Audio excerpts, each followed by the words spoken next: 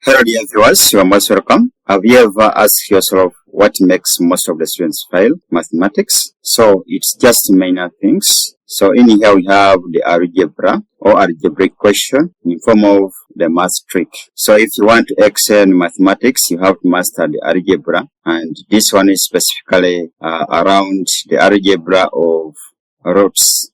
So we need to have the response in here, and please, you are welcome to L2 Mathematics channel. If you are new to this channel, kindly subscribe for more updates.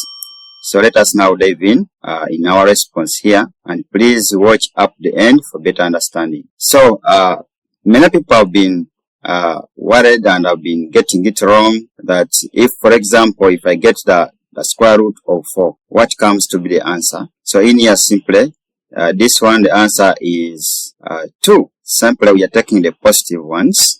It also means that if I multiply 2 by 2, then I must be in position to get back the 4, which is under the square root.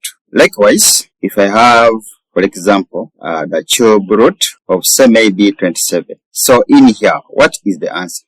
Simply here it is the 3. What does it imply? It means that if I get the 3, I multiply it by 3 and again by 3. How many times? 3 times. It implies that I'll get back the 27.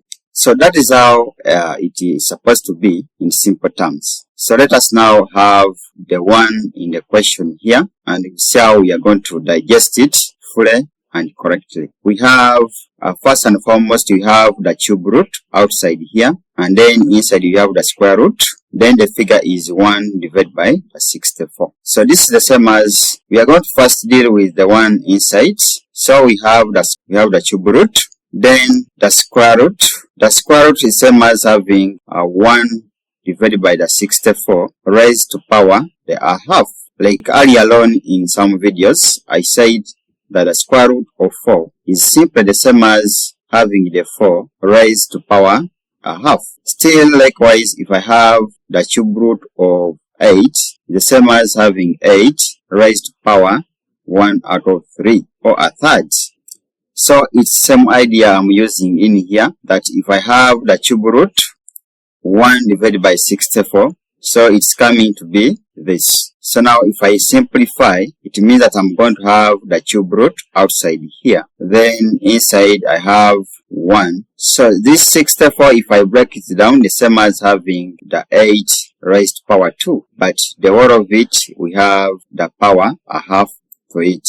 So as we simplify, this the same as having the cube root of 1 divided by the 8 squared, but still here we have the power a half. Even here we have power half, but we know very well that 1 to power any number is 1. It remains 1. So this is the same as having the cube root.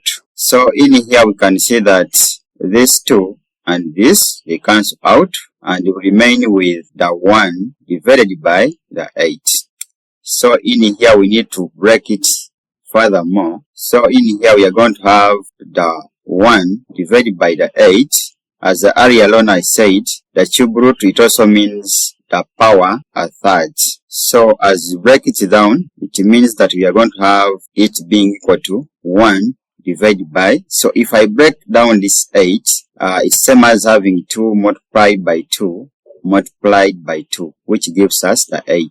It implies that 8 is the same as the 2 raised to power 3. So it means I'm going to put just 2 raised to power 3. But we have the power a third overall.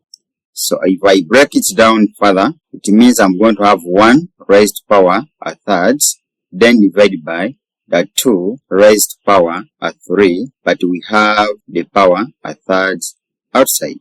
So we can see that these 3, as they multiply with this, they're gonna cancel, so that the next step will remain with our value to be 1 raised to power third is same as 1, then divided by. So down here we have a 2. What does it imply? It implies that our final answer or response to the question, which is the cube root and still the square root of 1 divided by the 64, is simply the half, or is the 0.5. So these answers are the correct ones. These are correct answers.